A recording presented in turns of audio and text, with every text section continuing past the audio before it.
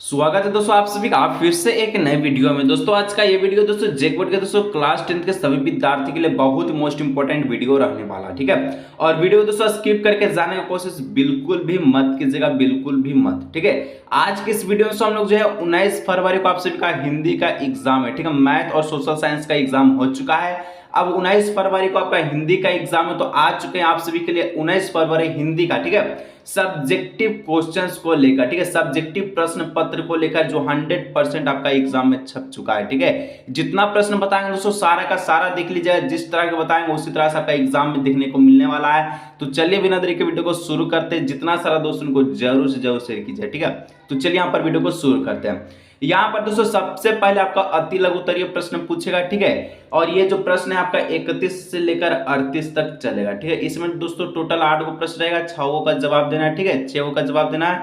और ये आपका 2 नंबर का रहेगा, तो 12 नंबर का रहने वाला, ठीक है। सबसे पहले दोस्तों कहता है अति लघु उत्तरीय प्रश्न, ठीक है, निम्न में से सिर्फ 6 प्रश्न का जवाब दे, ठीक है। चलिए 31 नंबर पूछा है, सभी प्रश्नों को एकदम समझाते चलेंगे, ठीक है, कि एग्जाम एकदम लिख के आइएगा।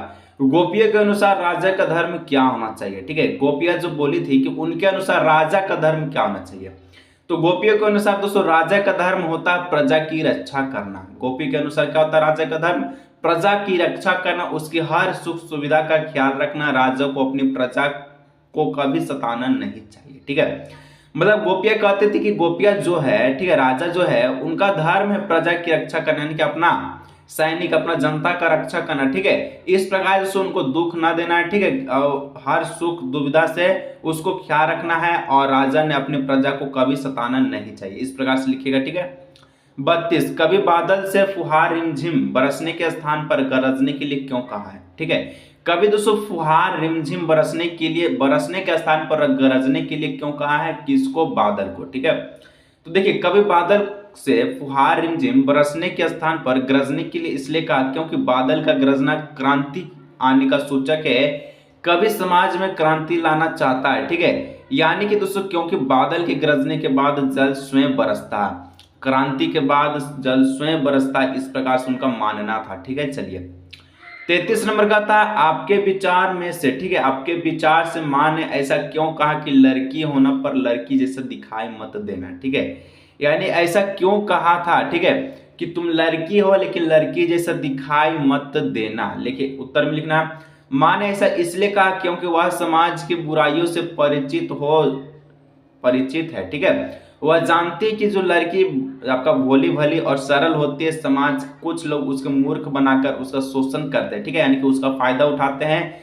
इसलिए मां ने कहा लड़की होने पर लड़की जैसा दिखाई मत देना, मतलब अपने आप को सरल प्रकट ना होने देना, ठीक है, किसी के सामने झुकने मत देना, ठीक है। इस प्रकार से लड़की हो मतलब कि लड़की जैसा रहना मत, ठीक है, भोली भाली मत रहना, ठीक है, सबको एकदम अच्छा से जवाब देना। इस प्रकार से इसका उत्तर को लिख दीजिएगा। चलिए 34 नंबर का था सेनानी ना होते हुए भी, ठीक है, चश्मा वाले को, ठीक है, लोग कैप्टन क्यों कहते थे।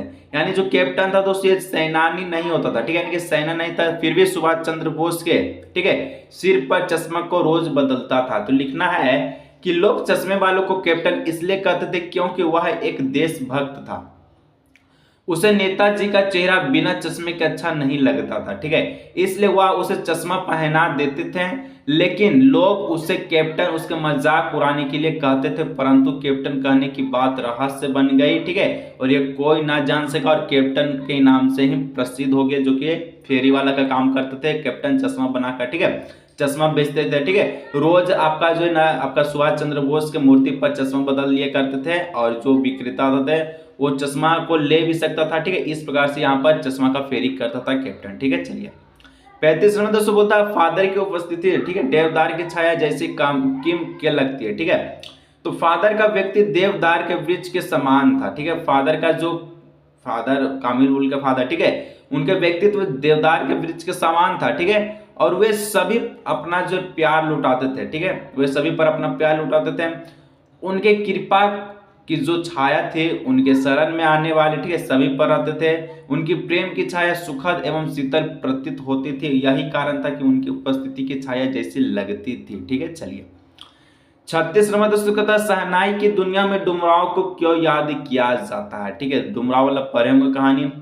तो शहनाई की दुनिया में डुमरांव को इसलिए याद किया जाता है कि प्रसिद्ध शहनाई वादक बिस्मिल्लाह खां की जन्मभूमि है, ठीक है। कहाँ? डुमरांव, ठीक है। शहनाई बजाने के लिए जिस रीड का प्रयोग होता है वह डुमरांव की सोन नदी के किनारे पाई जाती है। शहनाई में दोस्तों जिस प्रकार से जो शहनाई का आवाज निकलता है, ठीक है, शहनाई बनाने में, तो उसका रीड का जो प्रयोग होता है वो कहाँ मिलता है? तो डुमरांव के सोन नदी के किनारे, ठीक है। और वह डुमरांव के जो सोन नदी के किनारे पाई जाती है। हम कह सकते हैं कि डुमरांव के कारण ही शहनाई जैसा वादा बसता है, और कहा गया है कि डुमरांव और शहनाई एक दूसरे के पूरक हैं, ठीक है। चलिए 37 नंबर, आपके विचार से भोलानाथ अपने साथियों को देखकर, ठीक है, सिसकना क्यों भूल जाते थे? तो भोलानाथ वही तारकेश्वर नाथ को कहा जाता था, ठीक है। तो लिखना भोलानाथ की मां ने अपने, ठीक है, उसके सर पर तेल लगा दिया। कैसा तेल? तो सरसों का, ठीक है। माथे पर काजल की बिंदी लगाई। जब जो आपका भोलानाथ को पसंद नहीं आया, वह सिरकने लगा, और वह सिरकते सिरकते बाहर निकला और बच्चों के झुंड को देखकर सिसकना भूल गया, ठीक है। चलिए आगे तो नेक्स्ट बढ़ते हैं। तो 38 नंबर, छाया मत छूना कविता में व्यक्त दुखों के कारणों को स्पष्ट कीजिए, ठीक है। छाया मत छूना ऐसा क्यों कहा जाता है? तो छाया मत छूना कविता में बीते जीवन के सुख की मधुर यादों को ही दुख का कारण बताया गया है। मतलब दोस्तों यहाँ पर साफ साफ पूछा है, साफ साफ लिखा गया है कि छाया मत छूना कविता में बीते जीवन के दुख की मधुर यादों को ही दुख का कारण बताया, नहीं कि पिछले भूली बिसरी यादों को जीकर जो हमेशा दुख मिलता है, इस प्रकार से इसमें कहा गया, ठीक है। बीते हुए सुख की याद से वर्तमान दुख और भी गहरा हो जाता है। बीते हुए सुख को प्राप्त करने के प्रयास में हम विफल हो जाते हैं और हम दुखी हो जाते हैं, ठीक है। तो ये दोस्तों 8 गो अति लघु उत्तरीय प्रश्न था, इसमें से 6 का जवाब देना। अब नेक्स्ट बढ़ते लघु उत्तरीय। लघु उत्तरीय का था दोस्तों प्रश्न में जो आपका कि इसमें भी आपको 6 का जवाब देना, ये भी 8 को टोटल पूछेगा, ये आपका 3 नंबर का रहेगा, तो 6 3 18 नंबर, ठीक है। चलिए कहता मृग तृष्णा किसे कहते? छाया मत छूना कविता में इसका किस अर्थों में प्रयोग हुआ है, ठीक है। तो यहाँ देखिए मृग तृष्णा अथवा गर्मी के चिलचिलाहती धूप में जब रेगिस्तान में दूर दराज इलाकों पर पानी का एहसास होता पर पास पहुंचने पर वहां पानी दिखाई नहीं देती, उसे मृग तृष्णा कहते हैं, ठीक है। थोड़ा सा समझिएगा, अगर तो आप रेगिस्तान में जा रहे हैं, ठीक है, रेगिस्तान में जा रहे आपको बहुत जोर से प्यास लगा है, तो यहाँ पर सोचेगा कि आपको जो यहाँ आप है, ठीक है, और यहाँ सोचेगा यहाँ पर पानी है, ठीक है। आपको अब ऐसा आभास होगा, लेकिन वहां पर जाएगा तो अब पानी नहीं रहता। इसी को छल कहते, भ्रम कहते, जिसको मृग तृष्णा भी कहा जाता है, ठीक है। तो यह मृग तृष्णा का प्रयोग जीवन वैभव और धन दौलत पाने के अर्थ में किया गया है, ठीक है, इस प्रकार से। चलिए 40 नंबर का था बिस्मिल्लाह खां को शहनाई के मंगल ध्वनि का नायक क्यों कहा गया?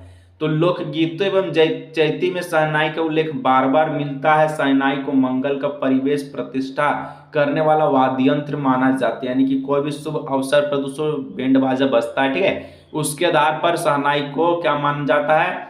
तो आपका मंगल यंत्र माना जाता है, ठीक है। इसका प्रयोग इन जगहों पर मंगलमय विधि विधानों के अवसरों पर ही होता है। उस्ताद बिस्मिल्लाह खां वादन के क्षेत्र में अद्वितीय स्थान है, एगो स्थान है, ठीक है, उनका जो है शहनाई के क्षेत्र में पहला स्थान है, ठीक है। इसी कारण उन्हें शहनाई की मंगल ध्वनि का नायक कहा जाता है। चलिए आगे दोस्तों नेक्स्ट 41 नंबर का आता है जॉर्ज पंचम की लाट की नाक को पुनः लगाने के लिए मूर्तिकार ने क्या क्या यत्न किए हैं, ठीक है, यत्न बोलिए प्रयत्न बोलिए, ठीक है।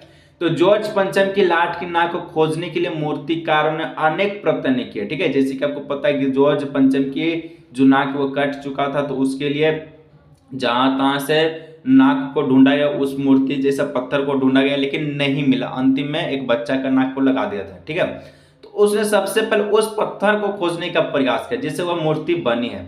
इसके लिए पहले उसने सरकारी फाइलें ढूंढवाई, फिर भारत के सभी पहाड़ और पत्थरों की खानों का दौरा किया, फिर भारत के सभी महापुरुषों की मूर्तियों का निरीक्षण करने के लिए एक पूरे देश का दौरा किया, ठीक है। अंत में जीवित व्यक्ति की नाक काटकर जॉर्ज पंचम की नाक के मूर्ति पर, जॉर्ज पंचम की मूर्ति के नाक पर बैठा दिया गया। यानी कि दोस्तों जॉर्ज पंचम का लॉट की नाक कहीं नहीं मिला था, ना ही किसी मजिस्ट्री फाइल में, ठीक है, ना ही पर्वत पे, ना ही उस प्रकार का जो पत्थर था वहां। अंतिम में एक जीवित व्यक्ति का जो नाक काट कर जॉर्ज पंचम की नाक पर लगा दिया गया, और यह शर्मसार बात था, ठीक है। चलिए 42 नंबर दोस्तों कहता है लेखिका मन्नू भंडारी के व्यक्तित्व पर किन किन व्यक्ति का जो किस प्रकार से रूप में प्रभाव पड़ा है, लिखिए। तो लेखिका के व्यक्ति पर मुख्य रूप से दो व्यक्ति का प्रभाव पड़ा, एक उनके टीचर जो कि नाम था शीला अग्रवाल और एक उनका पिताजी, ठीक है। तो लिखना, पिताजी का प्रभाव लेखिका के व्यक्ति को बिगाड़ने में उनके पिता का बहुत ही बड़ा योगदान रहा, ठीक है।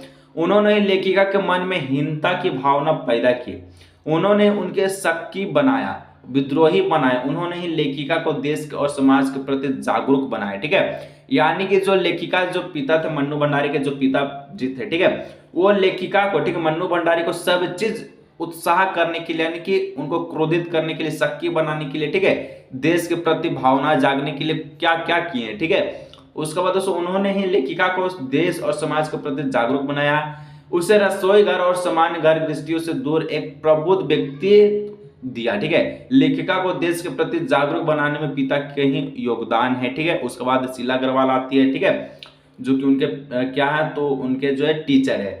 शीला अग्रवाल का प्रभाव लेखिका को क्रियाशील, क्रांतिकारी और आंदोलनकारी बनाने में हिंदी प्राध्यापिका, ठीक है, शीला अग्रवाल का योगदान है, ठीक है। शीला अग्रवाल ने अपनी जोशीली बातों से लेखिका के मन में बैठे संस्कारों को कार्य रूप दे दिया, उन्होंने लेखिका के खून में शोले भड़का दिए हैं, ठीक है।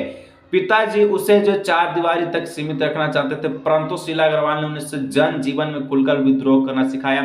पिताजी दोस्तों उनको चार दीवार के अंदर, यानी कि बाहर तक नहीं सीमित रखे थे, लेकिन जो शीला अग्रवाल थे उनको जो है लेखिका को, जो मन्नू भंडारी थे, ठीक है, उनको खोलकर विद्रोह करना सिखाया, ठीक है, अलग अलग एकदम 16 भरे दिल में, ठीक है, जिस प्रति देश के प्रति। तो इस प्रकार से इसको लिख लीजिएगा। चलिए आगे दोस्तों 43 नंबर कहता है, कवि ने, ठीक है, कठिन यथार्थ के पूजन की बात क्यों कही है। तो उत्तर में देखिए यहाँ सट गया, ठीक है।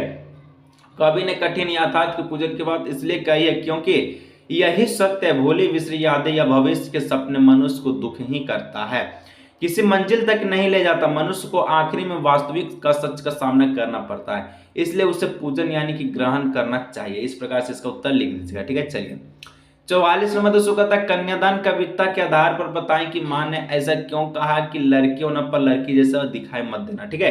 तो ये हम लोग जो अभी क्वेश्चंस को देखे हैं और ये क्वेश्चंस बहुत ही इंपॉर्टेंट है, इसको देख लीजिएगा, ठीक है। चलिए इसको हम लोग अभी देखें, इसलिए हम लोग जो टाइम को वेस्ट नहीं करेंगे, आगे बढ़ते हैं।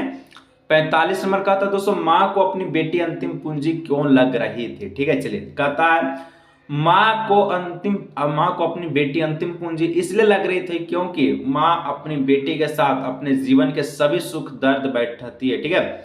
वही सबकी जो है उसकी सबसे निकट और सच्ची साथी होती है। माँ ने अपनी बेटी को बहुत लाड प्यार से पाल पोस कर बड़ा किया था, ठीक है, इसलिए अपनी बेटी का दान व्यक्त करने वाले माँ को लगता है कि अपनी आखिरी जो जमा पूंजी किसी और को सौंप रही है, ठीक है। इस प्रकार से लिखिएगा। चलिए 46 में दोस्तों का था, छाया मत छूना, ठीक है, इसका क्या संदेश है।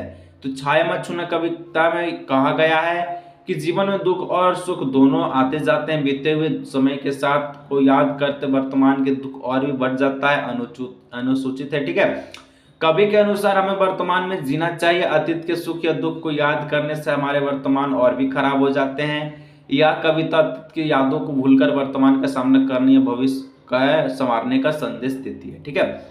यहाँ पर दोस्तों अति लघु उत्तरीय प्रश्न को देखिए। दीर्घ उत्तरीय में दोस्तों बहुत सारा चीज आपका है, जैसे कि पत्र है, ठीक है, निबंध है, अलग अलग तरह के दोस्तों विज्ञापन है, विज्ञापन पर अलग से वीडियो आएगा, ठीक है। लेखक आपका जो पत्र पर अलग से वीडियो आएगा, निबंध पर अलग से, जो बता देंगे वही एग्जाम में आ जाएगा, ठीक है। तो सब्सक्राइब जरूर से कर लीजिएगा, जितना सारा दोस्तों को जरूर से कीजिएगा। और दोस्तों इसका पीडीएफ अगर चाहते हैं तो जार कवर 24 वेबसाइट पे चल जाए, मिल जाएगा। आज के इस वीडियो को ये रखते हैं, मिलते हैं नेक्स्ट वीडियो।